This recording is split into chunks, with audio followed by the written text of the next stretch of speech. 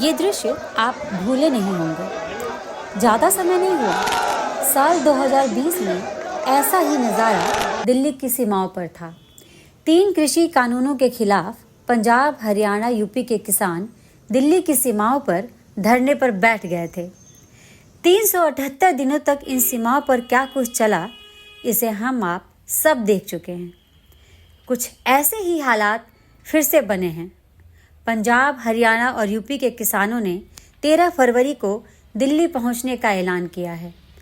पिछली बार जमे तो 3 कानून वापस करा दिया। इस बार ये क्या चाहते हैं, तो हम बताते हैं। किसान इस बार 1-2 नहीं बल्कि पूरे 12 मांगों के साथ हाजिर हैं। इसमें सबसे अहम MSP की गारंटी पर कानून है। किसानों के पिछले आंदोलन के दौरान सरकार अपने हाथ जला चुकी है। चुनाव सिर पर है तो इस बार वह किसी भी तरह अपनी किरकिरी नहीं कराना चाहती। किसान आंदोलन जोर न पकड़े, इसे लेकर वह काफी सचेत है। किसान नेताओं के साथ एक तरफ बातचीत चल रही है तो सीमाओं की किलेबंदी भी कर दी गई है। हम देख सकते हैं कि रोकने के लिए पिछली बार की तरकीबें फिर से आजमाई गई हैं। रोड पर कंक्रीट के बोल्डर, गाड़ियों के टायर पंचर करने के लिए कीलें और नुकीले तार तक लगा दिए गए हैं। यहाँ तक कि नज़र रखने के लिए ड्रोन भी उड़ा दिया गया है। हालांकि अन्नदाता के लिए कील पत्थरों का यह इंतज़ाम, टायर का तो पता नहीं, लेकिन लोगों की नज़रों में पिछली बार बहुत चुभा था। विडंबना ये है कि मुद्दा छोटा हो या बड़ा, अपनी हर बात सरकार तक पहुंचाने के लिए किसानों को खेत छोड़ सड़क क्यों नापनी पड़ती है, जान क्यों गंवानी पड़ती है। किसानों का यह आंदोलन इस बार कौन सी करवट लेगा, यह समझना तो अभी मुश्किल है, लेकिन इस आंदोलन की वजह और किसानों की समस्याओं को समझने की कोशिश तो हम कर ही सकते हैं। किसानों की ये समस्याएं आज की नहीं हैं। इनके मूल में अंग्रेजों द्वारा बनाई वे नीतियां हैं जिनका उद्देश्य ही संसाधनों का दोहन और किसानों का शोषण था।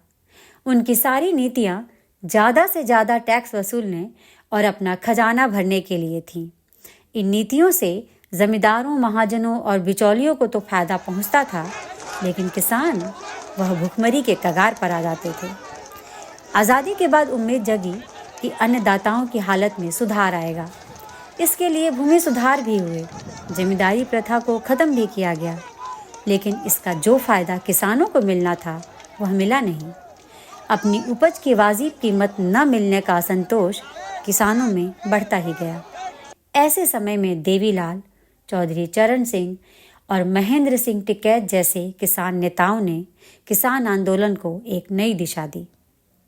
अभी देखें तो किसान जिन मांगों को लेकर सड़क पर उतरे हैं, उनमें से एक मांग स्वामीनाथन आयोग की सिफारिशों को लागू करना भी है।